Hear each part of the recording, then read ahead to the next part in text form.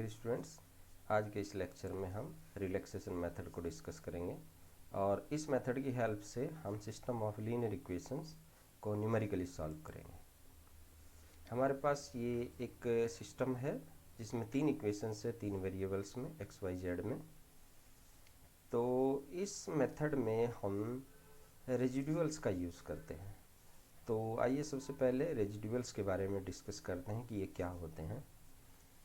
अगर इन इक्वेशंस में हम इसका एग्जैक्ट सॉल्यूशन पुट कर दें, यानी कि एक्स वाई जेड की वैल्यू एग्जैक्ट वैल्यू जो इसका एग्जैक्ट सॉल्यूशन है वो पुट कर दें, तो left hand side right hand side के इक्वल हो जाती है। इसका मीनिंग ये हुआ कि राइट हैंड साइड में से लेफ्ट हैंड साइड अगर हम सब्ट्रैक्ट कर दें तो वो टोटल वैल्यू 0 आ जाएगी। बट अगर हम इसमें एक्स वाई जेड की अप्रोक्सीमेट वैल्यू सब्स्टिट्यूट करते हैं तो right hand side minus left hand side ये 0 नहीं आएगा। तो इन दोनों के डिफरेंस को हम रेजिड्यूअल बोलते हैं। रेजिड्यूअल का हिंदी में मीनिंग होता है अवशेष, शेष, रिमेनिंग। तो एग्जैक्ट वैल्यू रख दें तो ये 0 आ जाएगा और अप्रोक्सीमेट वैल्यू रख दें तो ये नॉन जीरो आ जाएगा। तो फर्स्ट इक्वेशन के कॉरस्पॉन्डिंग रेजिड्यूअल ये है और सेकंड के R2 और थर्ड के कॉरस्पॉन्डिंग R3। तो इस मेथड में जो हमारा मेन एम होता है वो होता है कि इस नॉन जीरो रेजिड्यूअल को जीरो लेवल पर रिड्यूस करना, तीनों को। तो जब ये जीरो लेवल पर रिड्यूस हो जाते हैं, ऑलमोस्ट जीरो हो जाते हैं, तो जिन एक्स वाई जेड की वैल्यू के लिए जीरो हो जाते हैं वही उसका सिस्टम का सॉल्यूशन हो जाता है। तो यही हमें इस सिस्टम में, इस मेथड में करना है। तो कौन कौन से स्टेप होते हैं जो हमें फॉलो करने होते हैं।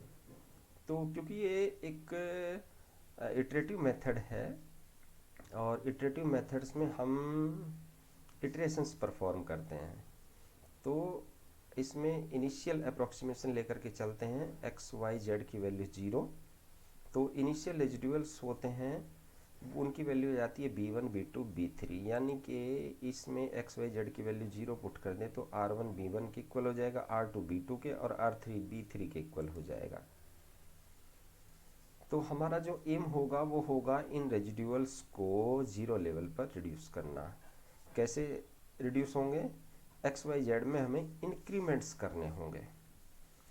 तो हमें हर स्टेप में लार्जेस्ट रेजिडुअल, जो मैग्नीट्यूड में लार्जेस्ट रेजिडुअल होगा उसे 0 लेवल पर रिड्यूस करना होगा। तो हम सब शुरुआत करेंगे, जो लार्जेस्ट रेजिडुअल होगा मैग्नीट्यूड में वहाँ से शुरुआत करते हैं। तीनों में से हम किसे सेलेक्ट करते हैं? जिसका मैग्नीट्यूड लार्जेस्ट होगा उसे 0 में रिड्यूस करते हैं। लेकिन 0 में रिड्यूस करने के लिए हमें एक्स वाई जेड में चेंज करना होगा। तो x में कितना चेंज करते हैं, y में कितना और z में कितना। सपोज r1 को रिड्यूस करना है अल्फ़ा से, तो अल्फ़ा से रिड्यूस करने के लिए, अल्फ़ा कम करना है तो हमें x में चेंज करना होगा। तो x में कितना इंक्रीमेंट करना होगा? अल्फ़ा अपॉन a11, यानी कि जितना डिक्रीज करना है उसको हम a11 से डिवाइड कर देंगे, a11। और अगर R2 को बीटा से रिड्यूस करना है तो बीटा को A22 से डिवाइड कर देंगे, तो उतना y में इंक्रीज हो जाएगा। अगर R3 को गामा से रिड्यूस करना है तो Z में जो इंक्रीमेंट होगा वो होगा गामा अपॉन A33। ये जो A11, A22, A3 हैं ये कोफिशिएंट मैट्रिक्स के जो डायगोनल एलिमेंट्स वो होते हैं। तो इस प्रोसेस को हम तब तक रिपीट करते रहते हैं जब तक कि सारे रेजिडुअल्स ऑलमोस्ट 0 लेवल पे तक रिड्यूस नहीं हो जाते। और लास्ट में जो सॉल्यूशन होता है वो कैसे हम देखते हैं। जो एक्स वाई जेड हमने चेंज किए हैं, इंडिविजुअल एक्स को हम ऐड कर देंगे, इंडिविजुअल वाइज को ऐड कर देंगे, इंडिविजुअल जेड में जो इंक्रीमेंट किए थे उन्हें ऐड कर देंगे। उन्हें ऐड करके जो भी आएगा एक्स वाई जेड की वैल्यू वही उसका सॉल्यूशन होगा। तो आइए देखिए, ये हमारे पास एक क्वेश्चन है, तीन इक्वेशंस हैं और ये डायगोनली डोमिनेंट सिस्टम है और इसके रेजिडुअल्स R1, R2, R3 हैं। लेफ्ट हैंड साइड को राइट हैंड साइड में ले गए तीनों केस में, तो ये रेजिडुअल्स बन जाते हैं। अब देखिए, इससे पहले एक चीज़ और डिस्कस करते हैं हम ये देखते हैं कि x में अगर 1 यूनिट का चेंज कर दी जाए तो रेजिडुअल्स में कितना चेंज हो जाता है। ये बहुत काम आएगा कंसेप्ट। तो हमने x में x+1 x को 1 से इंक्रीज कर दिया। अब हम देखते हैं कि रेजिडुअल कितना चेंज हो जाता है। तो पुराना था हमारा r1, नया हो गया r1 डैश। तो r1 डैश इसे 5 से मल्टीप्लाई किया तो 12 minus 5x minus 2y minus Z, और ये -5 इधर, और ये होता है r1। तो r1 dash equal to r1 minus 5, और इसे मान ले कि इतना चेंज हुआ plus delta r1। Delta r1 में चेंज इन रेजिडुअल 1 यूनिट का चेंज किया x में, तो रेजिडुअल में कितना चेंज हुआ डेल्टा r1 का, यानी कि सीधा सीधा 5 का चेंज हो गया। तो 1 यूनिट x में 1 यूनिट का चेंज करने से रेजिडुअल में 5 का डिफरेंस आ गया। सिमिलरली r2 में जो डिफरेंस आया वो 1 का डिफरेंस आ गया। x में 1 यूनिट चेंज किया तो r2 में डिफरेंस 1 का आ गया, यानी कि -5 का चेंज -1 का चेंज। r3 में जो चेंज आया -1 का, यानी कि 1 का डिफरेंस आ गया। तो इसी कंसेप्ट का हम यूज़ करेंगे, क्योंकि हमें ये देखना है कि रेजिड्यू को हमें नॉन जीरो लेवल से जीरो लेवल पर लाना है। तो उसमें x या y z में कितने यूनिट का चेंज किया जाए कि r1 की वैल्यू चेंज हो जाए और वो रिड्यूस हो जाए जीरो लेवल पर। इसी तरह से y और z में यूनिट चेंज करने से रेजिडुअल में कितना अंतर आता है वो भी हम फाइंड आउट कर सकते हैं। तो इस कंसेप्ट का काफ़ी यूज़ होगा। इसमें हमने देखा कि x में 1 यूनिट का चेंज करने से r में कितना चेंज हो जाता है, 5 यूनिट का चेंज या डिक्रीज हो जाता है। x में इंक्रीज किया 1 यूनिट का और रेजिडुअल में 5 यूनिट का डिक्रीज हो गया। तो इसी कंसेप्ट का यूज़ करेंगे।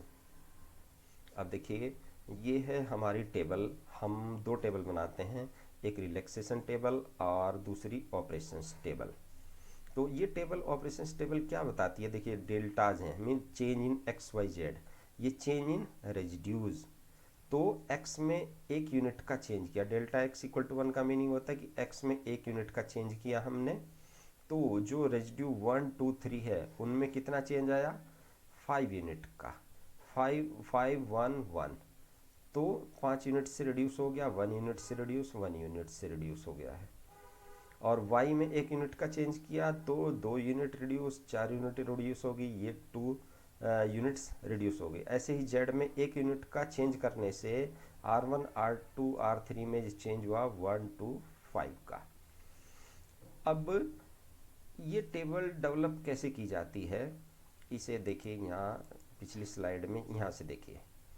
या तो आप यहाँ से इतने पोर्शन का ट्रांसपोज कर दीजिए, -5, ये कॉलम में -5 -1 -1 ट्रांसपोज करके -5 -1 -1 ये आ जाएगा। -2 -4 -2 की जगह -2 -4 -2 इधर, और -1 -2 -5 की जगह -1 -2 -5 यहाँ से आ जाएगा ये देखिए। या दूसरा तरीका और समझिए कि इसका x के रेस्पेक्ट में डिफरेंशिएशन, इसका x के रेस्पेक्ट में डिफरेंशिएशन, इसका x के रेस्पेक्ट में डिफरेंशिएशन, -5 -1 -1 वो वहाँ उस टेबल में रो में कन्वर्ट हो जाएगा। इसका y के रेस्पेक्ट में डिफरेंशिएशन, फिर वो वहीं रो में कन्वर्ट हो जाएगा।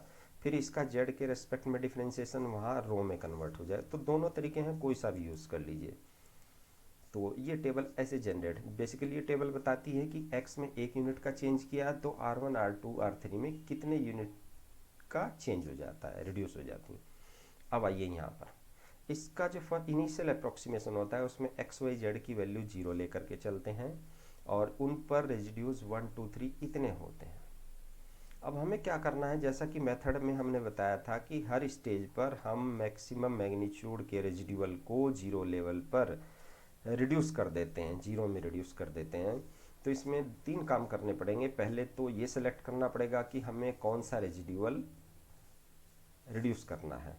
दूसरा, रेजिड्यूअल को रिड्यूस करने के लिए हमें x y या z में से किसी में इंक्रीमेंट करना पड़ेगा। तो हमें वो भी सेलेक्ट देखना पड़ेगा कि x y या z में से किसे सेलेक्ट किया जाए। तीसरा, कि x y z में कितने का इंक्रीमेंट किया जाए। ये 3 चीज़ें हमें देखनी पड़ेंगी। तो R1 R2 R3, तो R3 मैक्सिमम मैग्नीट्यूड का रेजिड्यूअल है, इसे 0 लेवल पर लाएंगे। तो ये तो हमने आइडेंटिफाई कर लिया रेजिडुअल कौन सा होगा। अब हमें एक्स वाई जेड में से आइडेंटिफाई करना है कि किस में इंक्रीमेंट करें। तो देखिए R1 में चेंज करने के लिए तो हमें x में इंक्रीमेंट करना पड़ता है, R2 को रिड्यूस करने के लिए जीरो लेवल पर y में चेंज करना होता है, और R3 को जीरो लेवल पर रिड्यूस करने के लिए z में चेंज करना होता है। तो R3 को करना है तो हमें z में चेंज करना होगा, तो डेल्टा z यहाँ लिखेंगे। अब कितनी यूनिट होगी ये देखिए, ये इंपॉर्टेंट है। तो यूनिट चेंज के लिए मैंने कहा था,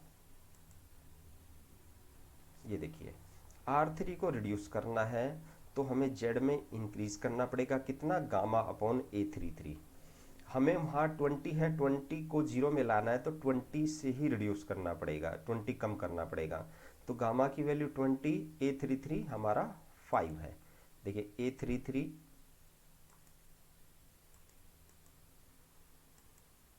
ये क्वेश्चन में देखें A33 ये है, A11, A22, A33, A33 5 है, 20 अपॉन 5 4। तो हम 4 यूनिट का चेंज करेंगे, delta z equal to 4, increment इतना कर दिया। अब नेक्स्ट आता है कि यहाँ पर रेजिडुअल चेंज होकर के कितना आएगा। जैसे ही जेड को हमने 4 चेंज किया तो रेजिडुअल, नए रेजिडुअल हमारे क्या क्या आएंगे। उसका सीधा सीधा तरीका है, एक यूनिट जब जेड में चेंज करते हैं तो इतना चेंज हो जाता है रेजिडुअल्स। जब 4 यूनिट करेंगे तो इसे 4 से सीधा मल्टीप्लाई कर देंगे, मल्टीप्लाई करके इसमें प्रीवियस रेजिडुअल में ऐड कर देंगे। उन्हें ऐड करने के बाद जो भी रिजल्टेंट आएगा वो इसमें आ जाएगा। तो 4 से मल्टीप्लाई किया -1, -4, 12 में ऐड कर दिया तो 8 आ गया। फिर 4 2 जा -8, 15 -8 7, और 4 5 जा -20, 20 -20 0। तो ये जीरो लेवल पर रिड्यूस हो गया। अब इन तीनों में से मैक्सिमम मैग्नीट्यूड का रेजिडुअल हम सेलेक्ट करेंगे। तो उसमें 8 है, तो ये R1 के कॉरस्पॉन्डिंग है। तो अब ये देखेंगे कि किस वेरिएबल में इंक्रीमेंट करना। तो मैंने बताया था कि R1 में चेंज करने के लिए x में इंक्रीमेंट करना होता है, तो हम x में इंक्रीमेंट करेंगे। लेकिन अब बात आती है कितना इंक्रीमेंट करें। तो उसके लिए मैंने बताया था कि अल्फ़ा अपॉन A11, यहाँ पर अल्फ़ा है 8, 8 को 8 से ही रिड्यूस करना है ताकि जीरो बन जाए। तो 8 अपॉन A11, A11 5, ये 5, ये A11 है, ये A22, ये A33 स्टेबल में। तो 8 अपॉन 5 1.6। तो उसी तरह से फिर ये एक यूनिट x में चेंज इतना होता है, 1.6 यूनिट में चेंज कितना हो, इससे मल्टीप्लाई कीजिए, इसमें ऐड कर दीजिए, जो ऐड करके आएगा वो यहाँ आ जाएगा। तो पहला हो गया 8 -8 0, और ये अब आया इसमें से। फिर ये 0 0 नहीं आए तब तक करना है जब तक 0 0 ना आ जाए ऑलमोस्ट। तो मैक्सिमम मॉडुलस का जो मैग्नीट्यूड का जो रेजिडुअल है वो हो गया R2। अब R2 को जीरो लेवल पर लाएंगे। तो देखिए 5.4 को जीरो लेवल पर लाने के लिए हमें ये देखना पड़ेगा कि किस वेरिएबल को, इसके कोरस्पॉन्डिंग y होता है तो y को चेंज करना पड़ेगा। कितना चेंज करना पड़ेगा, दिस अपॉन A22, 5.4 अपॉन 4, तो ये आ जाएगा 1.35। तो हमने 1.35 नहीं लिया है, मैक्सिमम हम उतना ले जा सकते हैं जितना इससे डिवाइड करके आता है। उससे छोटा भी कुछ ले सकते हैं अपनी कन्वीनियंट के हिसाब से। अगर ये 2 डेसिमल प्लेस में आ रहा है, हमें कैलकुलेशन करना डिफ़िकल्ट हो रही, तो 1 प्लेस तक ले करके हम यूज़ कर सकते हैं। तो 1.3 लिया हमने 1.35 की बजाय, तो 1.3 ले करके फिर y के कोरस्पॉन्डिंग तो y में मल्टीप्लाई करके इसमें ऐड कर दीजिए तो यहाँ आ जाएगा। अब यहाँ देखिए ये माइनस का जो मैक्सिमम मैग्नीट्यूड का जो रेजिडुअल था वो ये है। तो इसके लिए फिर हम, क्योंकि ये R3 में है तो जेड में चेंज करना पड़ेगा। तो जेड में कितना चेंज करना पड़ेगा, 10 अपॉन जो A33 था 5 से डिवाइड कर देंगे, इतना आ गया। तो ये माइनस में आया है। फिर ये जेड के है, इसकी मल्टीप्लाई इसमें करेंगे और इसमें ऐड कर देंगे, तो ये क्वांटिटी है। ऐसे करते करते हम यहाँ तक पहुँच गए। तो ये ऑलमोस्ट ये जीरो लेवल पर रिड्यूस हो चुके हैं। तो हम यहाँ पर ये इटरेशन या ये प्रोसीजर यहाँ पर स्टॉप कर सकते हैं। ये ऑलमोस्ट जीरो के बराबर है। तो ये इतनी सारी इटरेशंस हमने परफॉर्म की है और सारे residuals zero zero level, almost zero zero level तक रिड्यूस हो चुके हैं।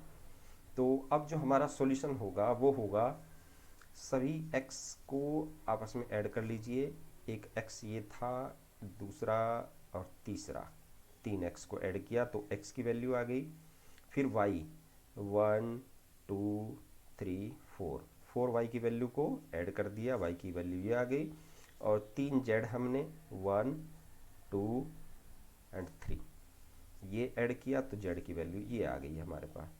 तो ऐसे हम इसका सॉल्यूशन फाइंड आउट, और इस प्रॉब्लम का जो एग्जैक्ट सॉल्यूशन है वो है 1 2 3। तो देखिए ये 1 के अबाउट है, अराउंड है, ये 2 के अराउंड है, ये 3 के। तो ये अप्रोक्सीमेट सॉल्यूशन हो गया, जबकि एग्जैक्ट सॉल्यूशन ये हो गया। तो और रेजिडुअल इतना आता है। इसका मीनिंग ये होगा कि इस सॉल्यूशन पर अगर हम रेजिडुअल्स की वैल्यू फाइंड आउट करें तो वो इतनी आती है, और अगर इस पर फाइंड आउट करें तो वो एग्जैक्टली 0 0 0 आएगी।